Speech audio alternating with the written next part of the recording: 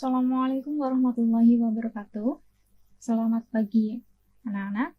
Hari ini kita akan belajar tentang tata nama senyawa hidrokarbon.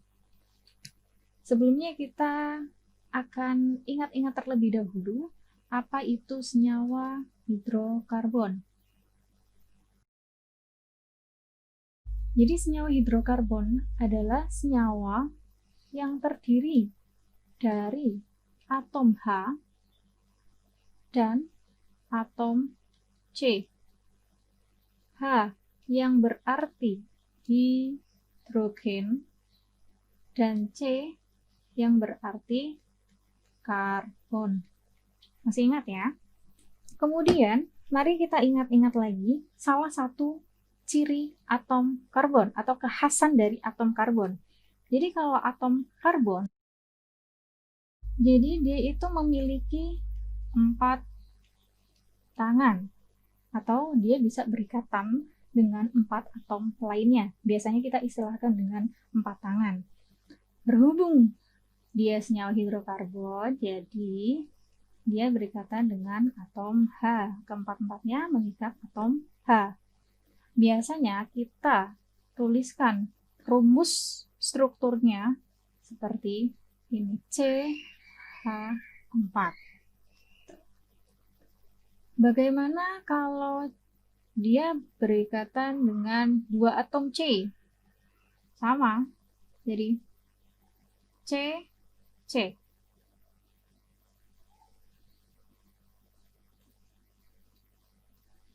Ini berikatan dengan H, ini berikatan dengan H, berikatan dengan H, H, dan H.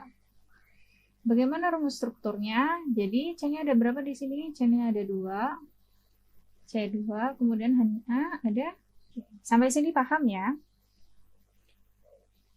Kemudian, dalam senyawa hidrokarbon,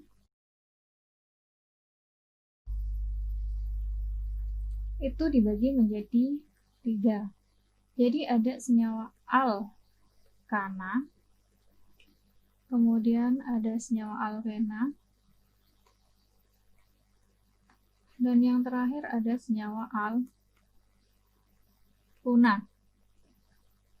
Ingat, kalau alkana itu ikatannya adalah ikatan tunggal. Contohnya apa? Contohnya, kemudian kalau alkena memiliki ikatan rangkap 2. Contohnya apa? Kemudian yang alkuna, dia memiliki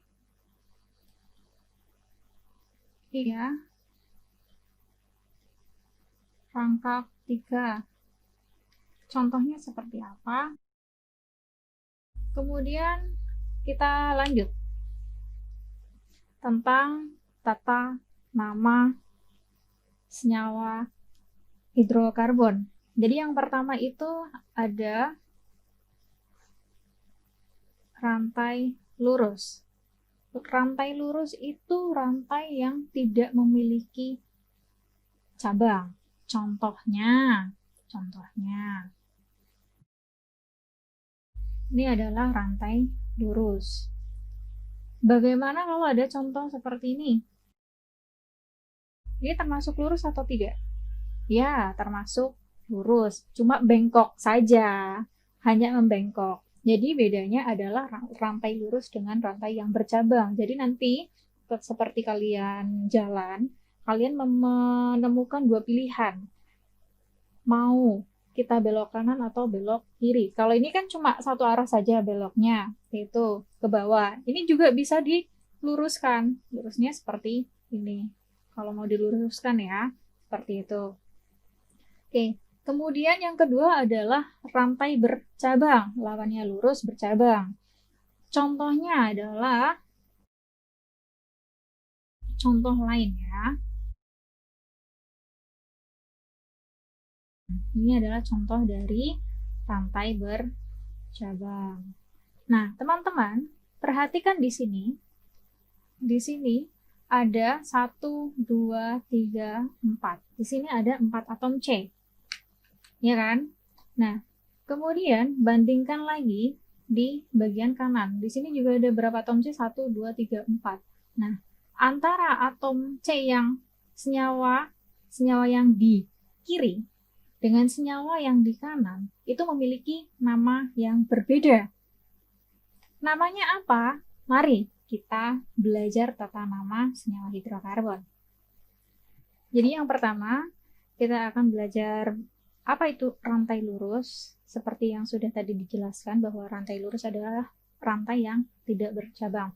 Bagaimana tata nama senyawanya? Yaitu berdasarkan jumlah atom C-nya. C1 itu memiliki awalan met. Kemudian C2 memiliki awalan F. C3 berarti prop. C4 but. Kemudian C5 berarti pen. C6 berarti hex. C7 berarti apa teman-teman? Hep. C8 berarti oak. C9 berarti non. C10 berarti dek. Oke. Jadi teman-teman harus mengingat ingat ini. Ada C1, C2, C3, C4, C5, C6, C9 sampai C10. Ini biasanya yang muncul di soal-soal, terlebih lagi di soal ujian nasional. Nah, lanjut lagi, kita akan belajar tentang rantai lurus senyawa alkana. Alkana terlebih dahulu, nanti kita akan belajar senyawa alkena, senyawa alkuna juga. Jadi, bagaimana tata nama rantai lurus senyawa alkana?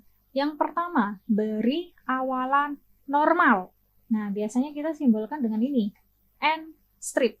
N ini menunjukkan normal ya. Nah, N ini. Kemudian tambahkan akhiran strip ana. Nah, contohnya seperti apa, Bu? Contohnya seperti ini, jika kita memiliki senyawa. Apa nama senyawanya? Pertama, berhubung ini rantai lurus, bukan bercabang ya. Rantai lurus berarti kita tambahkan awalan normal. Setelah nama memberikan awalan atau imbuhan N di depan, kemudian kita hitung jumlah atom C-nya ada berapa di sini? Ada 1, ada 2, ada 3, ada 4. Oke, berarti 4. 4 namanya apa tadi? But. Nah, setelah itu, berhubung ini rantai lurus, berarti kita tambahkan akhiran ana di belakang. Oke ya. Nah, jadi bagaimana sih Bu penjelasannya? Penjelasannya seperti ini. N ini menunjukkan rantai lurus. Kemudian but ini menunjukkan. Kemudian ana. Ana ini menunjukkan apa? Dia itu. Kemudian kita akan lanjut lagi ke senyawa yang memiliki rantai bercabang. Jadi nanti kalau teman-teman membaca gugus alkil, nah itu adalah cabang. Gugus alkil substituen ataupun cabang. Nah ini sama aja, hanya sinonim saja. Jadi nanti ketika menemukan ada istilah 3 ini, kalian nggak usah bingung ya. Nah, jadi alkil, substituen, atau cabang, itu apa sih?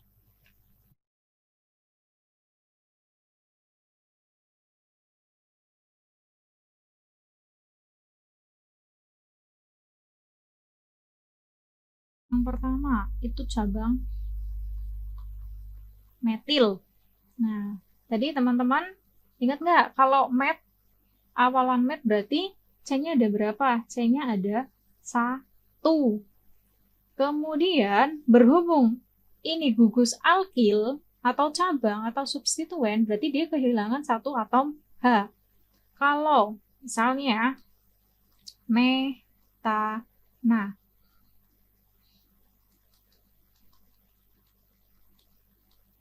umumnya jumlah atom H-nya ada berapa? Ada 4. Berarti kalau metil C-nya 1, kemudian H-nya, total H-nya itu kekurangan 1 H, berarti H-nya tinggal berapa? Tinggal 3. Pinter. Kemudian gugus yang kedua adalah gugus etil. Nah, gugus etil seperti apa? Teman-teman ingat, awalan et, berarti C-nya ada berapa? C-nya ada 2.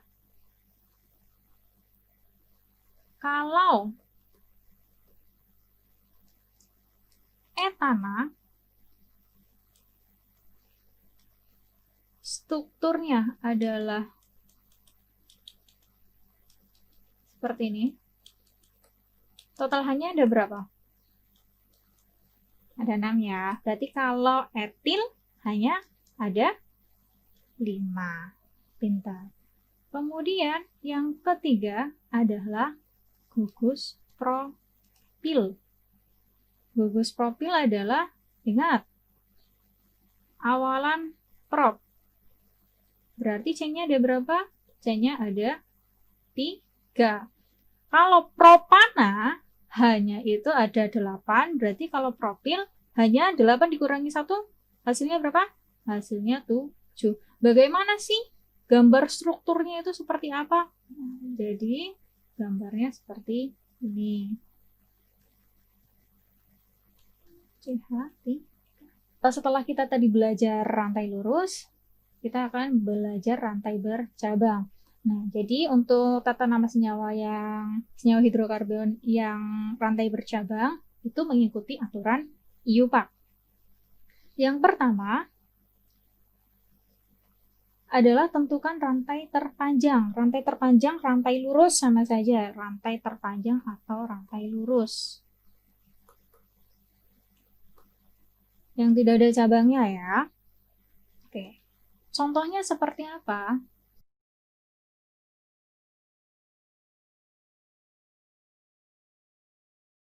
Jadi, mana sih yang rantai terpanjangnya? Kita lihat jumlah atom C-nya itu yang paling banyak.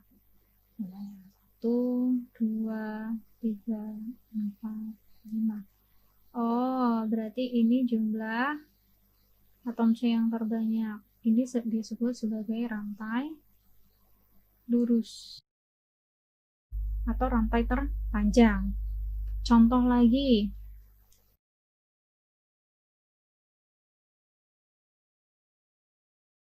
Pokoknya rantai yang terpanjang. 1, 2, 3, 4, 5. Oh, di sini kalau ini hanya jumlahnya berapa? 5 atom karbon. Bagaimana kalau kita ke bawah? 1, 2, 3, 4, 5, 6. Oh, ternyata dia lebih panjang. Berarti mana yang dijadikan sebagai rantai terpanjang? Berarti yang dijadikan sebagai rantai terpanjang adalah ini. Kenapa ini jadi yang merah loh ya? Kenapa merah jadi rantai terpanjang? Karena jumlah atom C-nya itu banyak, 6. Makanya dia rantai lurus. Kenapa? Karena jumlah atom banyak, yaitu 6. Oke ya, sampai sini paham ya? Kita sudah menentukan rantai terpanjang. Yang kedua, penomoran dimulai dari ujung dekat cabang. Coba kalau dari kiri ya. 1, 2, 3, 4. Oh, angka 4 ketemu dengan cabang. Coba kalau dari kanan, 1, 2, 3, 4, 5. Oh, ternyata 1, 2 sudah ketemu dengan cabang. Berarti penomoran dimulai dari angka mana? 1. Kemudian dimulai dari ujung yang mana? Kanan apa kiri? Kanan. Kenapa? Karena 1, 2 sudah ketemu cabang. Sedangkan kalau dari kiri, 4 baru ketemu cabang. Berarti penomoran dimulai dari kanan. Oke ya. Kalau dari senyawa ini, penomoran dimulai dari mana? Ingat, tadi senyawa ini kan yang terpanjang. Kayak ini rantai lurus kan? Setelah rantai terpanjang, dan ini adalah substituennya atau cabangnya. Oke, berarti penomorannya dimulai dari mana? Coba kalau dari kiri terlebih dahulu. 1, 2, 3, 4. Oh, ketemu dengan cabang. Coba kalau dari arah kanan. 1, 2, 3. Ternyata 3 ketemu dengan cabang. Berarti dari kiri apa kanan? Dari kanan. Kenapa? Karena 1, 2, 3 sudah ketemu dengan cabang. Berarti kita lanjutkan lagi. Di sini 4, 5, 6. Oke ya. Oke. Kemudian penulisannya nomor cabang, kemudian strip, nama cabang plus nama senyawa. Jadi maksudnya gimana? Ini adalah penulisan nama senyawanya. Yang pertama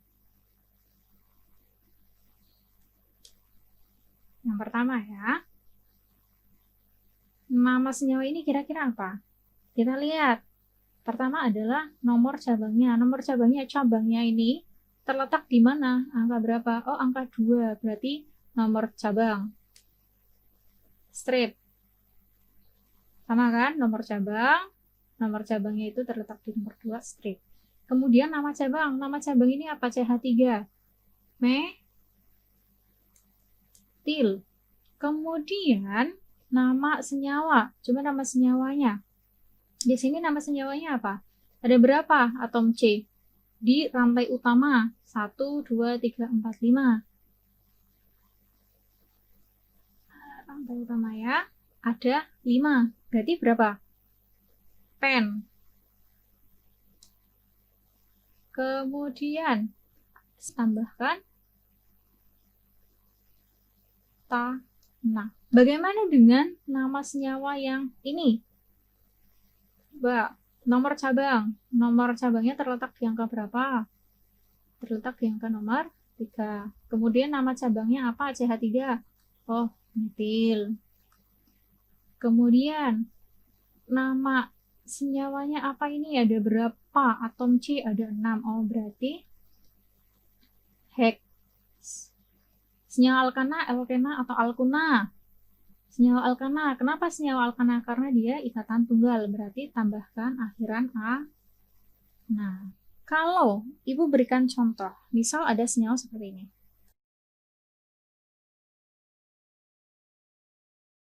Tentukan senyawa, maksudnya rantai terpanjangnya. Nah, akan kita tentukan yaitu ini rantai terpanjangnya. Kalau ini rantai terpanjang atau rantai lurus, berarti ini adalah substituen. Substituen atau alkil atau cabang. Oke ya. Kira-kira penomorannya itu dari mana? Dari kanan atau dari kiri?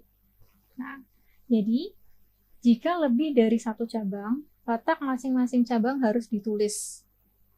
Letak masing-masing cabang itu harus ditulis. Penomornya dimulai dari mana kira-kira? Kanan atau kiri? Coba kalau dari arah kiri ya. 1, 2, ketemu cabang. Kalau dari kanan, 1, 2, ketemu cabang. Oh, sama. Jadi bebas mau kanan atau dari kiri. Kita dari kiri saja ya. 1, 2, 3. kemudian sini 4, di sini 5. Gitu ya. Kemudian letak masing-masing cabang harus ditulis. Letak cabangnya itu di mana saja? Oh, di angka nomor 2 dan nomor 4. Masing-masing harus ditulis. Jadi 2,4. Kemudian, sedangkan jumlah cabang diberi awalan di. Kalau cabang yang sama itu jumlahnya ada 2, tri. Itu cabang yang sama. Jumlahnya ada 3, tetra 4, penta 5, dan seterusnya. Berhubung di sini ada cabang yang sama, yaitu sama-sama CH3 dan CH3, berarti diberi awalan di. Oke ya, kemudian cabang apa di sini? CH3, cabangnya apa? Metil. Oke, setelah cabang metil, kemudian rantai lurus namanya apa? Jumlah atom C-nya ada berapa ini? Ada 1, 2, 3, 4, 5, yaitu pen. Berhubung senyawa alkana, ikatan tunggal, berarti dikasih akhiran A. Nah, oke ya. Jadi, bagaimana sih maksudnya? Ana ini merupakan senyawa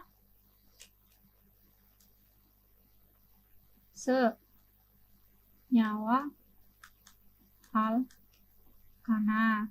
Kemudian penta, pen, jumlah atom C-nya. Kemudian metil ini adalah nama cabang. Di ini jumlah cabang. Kemudian 2, 4 ini adalah letak cabang alkil atau substituen. Ibu memberi contoh.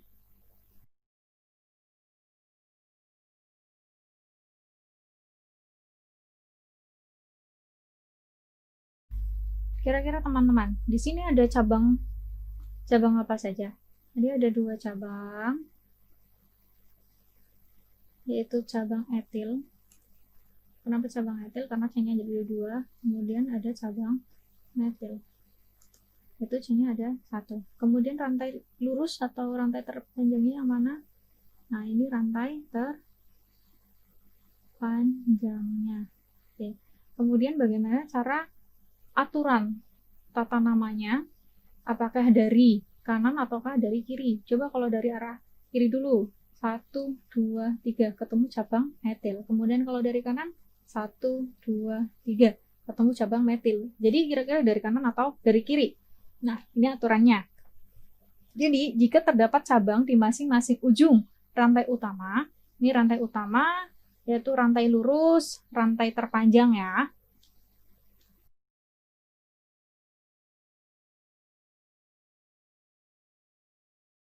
Coba cabang terbanyak. Antara etil dengan metil cabangnya banyak mana? Banyak yang etil. Kenapa? Karena di sini ada C2, sedangkan di sini cuma C. Antara 2 dengan 1, lebih banyak yang mana? C2. Berarti penomoran dari arah kiri. Berarti 1, 2, 3, kemudian 4, sini 5, sini 6, sini 7, sini 8. Sudah penomoran, bagaimana tata nama senyawanya? Oke. Kita pilih dulu antara etil dengan metil, antara E dengan M. Sesuai dengan urutan abjad, E dan M lebih dulu mana? Oh, lebih dulu etil. Berarti kita tulis cabang etil terlebih dahulu. Etil itu terletak di angka berapa? C berapa? C3, berarti 3, kemudian etil, kemudian cabangnya lagi, setelah etil cabangnya apa? Metil, terletak di angka 6, berarti 6 metil. Kemudian rantai utama, rantai lurus atau rantai terpanjangnya, jumlah atom C-nya ada berapa? Ada 8. Berarti dia ok. Berhubung senyawa alkena atau alkuna, rantai lurus dengan ikatan tunggal, berarti senyawa alkana. Jadi tambahkan akhiran a. Nah, sampai sini paham ya? Jadi anak ini merupakan senyawa alkana okta. Itu jumlah atom C ada 8 di rantai utama ya. Kemudian metil ini adalah cabang metil. Cabang. Nah, kemudian ini letak dari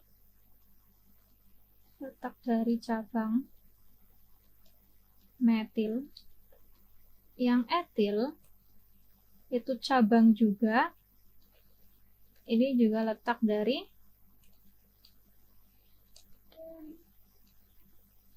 cabang etil.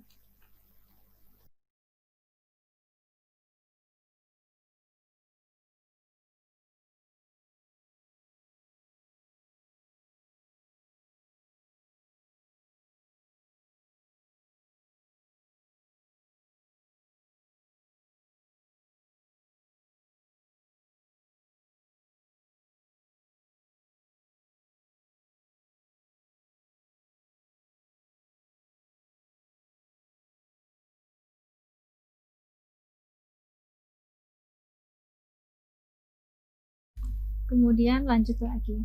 Ini adalah tata nama senyawa alkena dan alkuna. Ya, contoh. Misal di sini ada CH3, CH2, CH3. Teman-teman masih ingat ini namanya apa? N, karena dia rantai lurus, senyawa alkana. Kemudian propana. Ini senyawa alkana. Kemudian, bagaimana dengan senyawa alkena? Kita berikan contoh ya.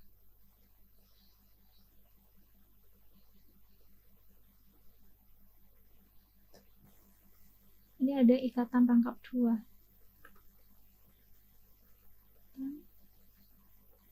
Rangkap 2.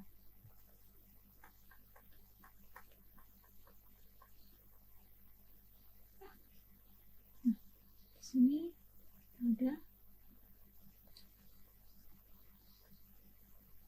ikatan rangkap 3. Itu ya. Jadi teman-teman itu sudah paham perbedaannya antara senyawa alkena dengan ikatan rangkap 2 dan senyawa alkena dengan ikatan rangkap 3. Kemudian namanya bagaimana? Kalau di senyawa alkana kita itu beri imbuhan N, tetapi kalau di senyawa alkena dan alkana itu berbeda. Bedanya apa? Bedanya adalah kita menyebutkan letak ikatan rangkapnya. Jadi penomorannya itu dekat dengan ikatan rangkap. 1, 2, 3. Jadi namanya apa? 1. Ini menunjukkan letak ikatan rangkapnya loh ya, 1. Kemudian senyawanya apa? Ada C3, berarti prop. Berhubung dia ikatan rangkap 2 senyawa alkena, berarti diberikan akhiran E. Nah, 1 propena.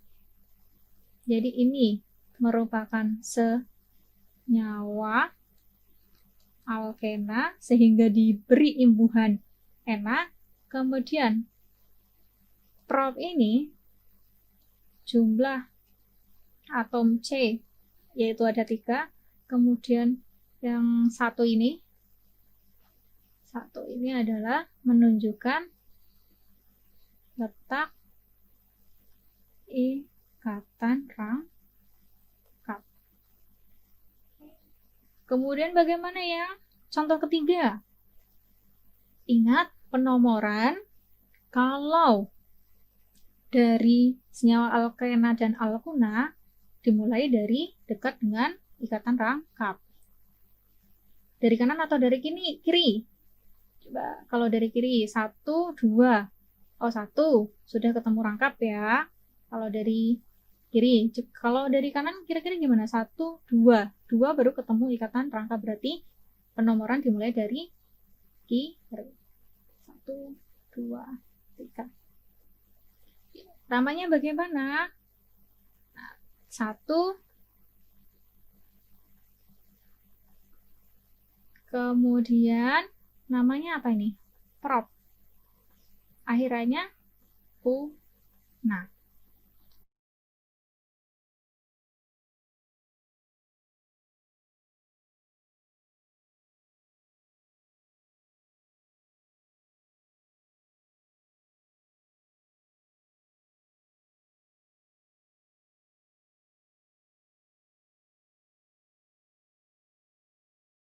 bagaimana kalau ibu memiliki senyawa yang bercabang? Contohnya,